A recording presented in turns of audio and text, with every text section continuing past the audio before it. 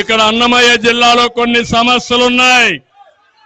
నేను హామీ ఇస్తున్నా, పీలేరు, పుంగనూరు, మదనపల్లి, తంబళ్లపల్లి కేంద్రంగా జిల్లా ఏర్పాటు చేసే బాధ్యత తెలుగుదేశం పార్టీది. నేను అందుకే హామీ ఇస్తున్నా, మదనపల్లి జిల్లా హెడ్ క్వార్టర్ చేసే బాధ్యత నాది. ఈసారి జిల్లా మారుస్తాను, చంద్రబాబు నాయుడు గారు వస్తే అది చేస్తాను ఇది చేస్తాను అన్నాడని. ఇక్కడ ఉండేది మీ బిడ్డ శ్రీకాంత్ రెడ్డి. జిల్లా కాదని ఒక్క అడిగేస్తే అది నా శవం పైన జరగాల్సిందే. చిన్న ఏమీ లేకునేటువంటి పట్టణాన్ని ఈ రోజు రాష్ట్ర వ్యాప్తంగా కూడా అన్నమయ్య జిల్లా అంటే అది రాయచోటి అనిపించేటట్టు చేశాడు.